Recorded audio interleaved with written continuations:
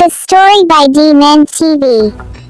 I remember our first cigarettes together were Rothmans, middle tar, with a filter, of course. It was 10 o'clock on a Saturday night and we were attending a local church's youth club disco. I recall that she'd gone outside for a breath of air. God, I could do with a gasper, she'd said, avoiding my gaze, as if we were on stage and I'd forgotten my lines while searching for a prop. I groped around inside my jacket for my pack of Rothmans. My awkward fumbling attracted her attention, and she smiled as I raised my head. She moved closer and caught my eye as I flipped the lid to reveal a double row of cigarettes, lined up like coffin nails wrapped in silver paper. "Do you have the convenience of a light?" she'd asked, helping herself. "No, I don't," I said, clenching a cigarette between my lips, and turning my pockets inside out to show my lack of a handy incendiary.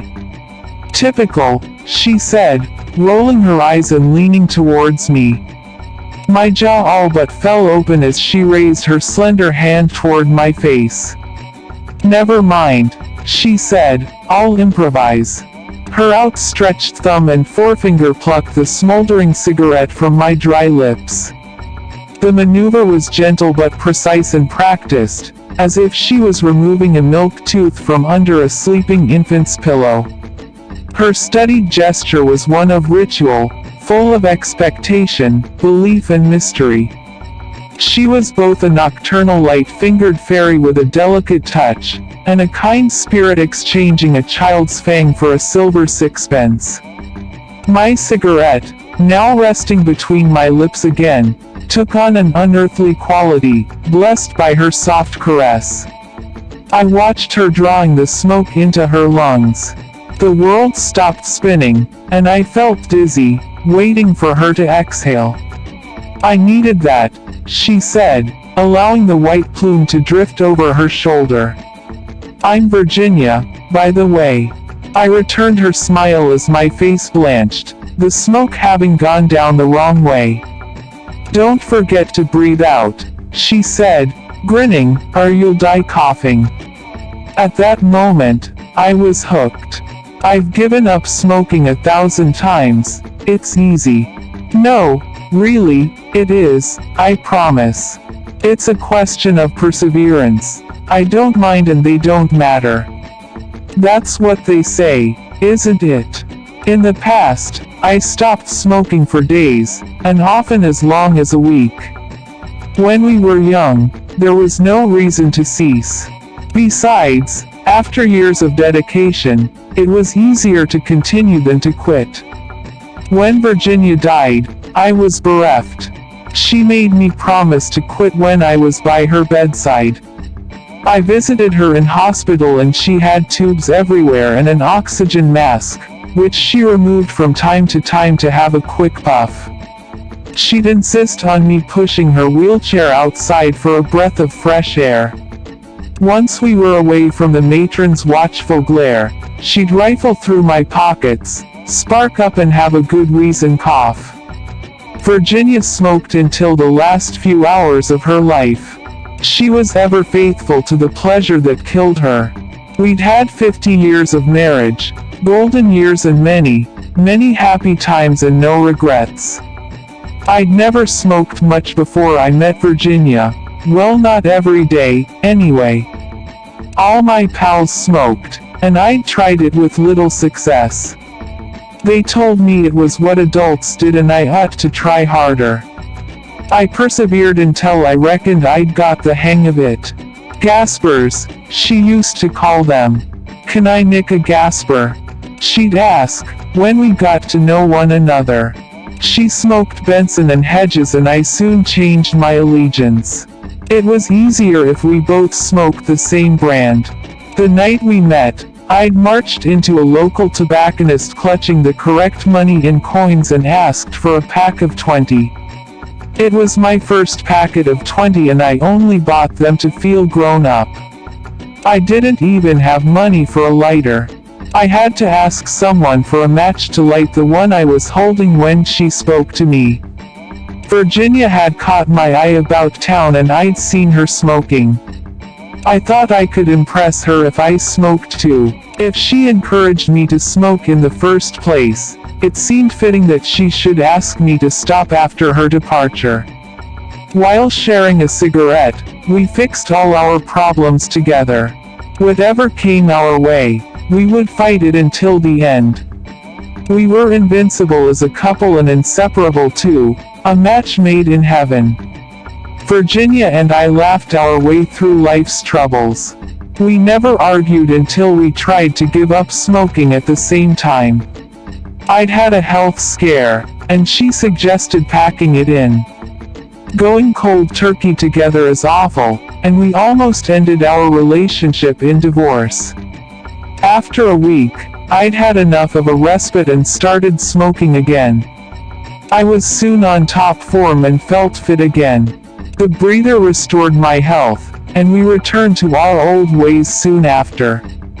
But what about the expense? I hear you say. It's funny how you can always find money for cigarettes when you're a smoker. It doesn't matter how tough things are, you can buy another pack.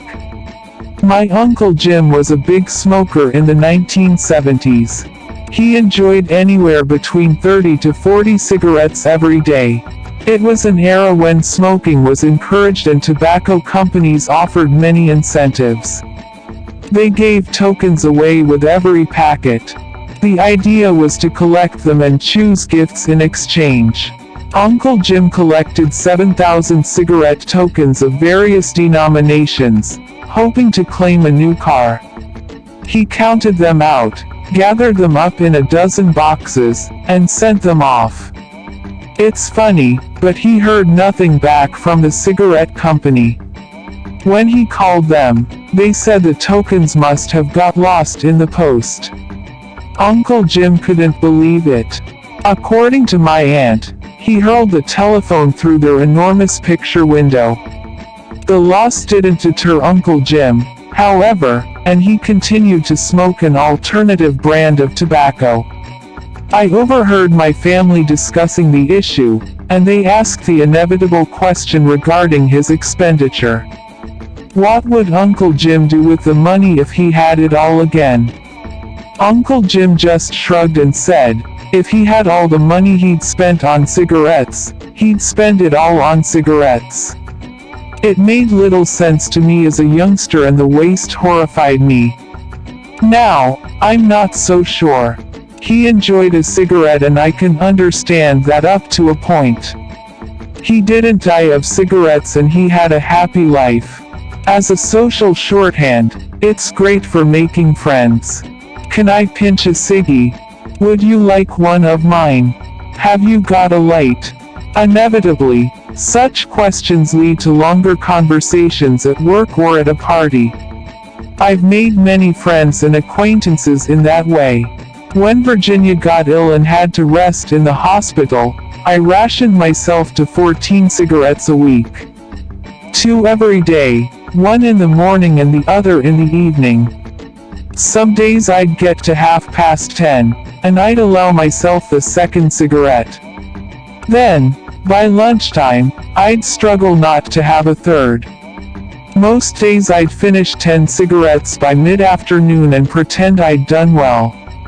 After all, I could have smoked a pack of 20 with ease. In the evening, I'd buy more for the next day and smoke them by the end of the night. During my last visit to the hospital, Virginia asked me in a whisper if I had a light. I'm sorry, love, I said, biting my lip as my eyes burned with salty tears. I haven't got a light, I said. Didn't you know I've given up? Typical, she said, her voice rasping behind the oxygen mask. I'll have to improvise. Almost a year has passed since she made me promise to stop with her last gasp. I've kept my promise for 11 months, 3 weeks and 4.5 days. Just thinking about our life together makes me miss her so much. It's difficult to forego the 2 most precious things in one's life. Losing them both at the same time is heartbreaking. Virginia and cigarettes go together. In my mind, I can't separate them. God, I could do with one now. Thank you for watching the video. Remember to subscribe button to get updated for new stories by D-Men TV. Goodbye.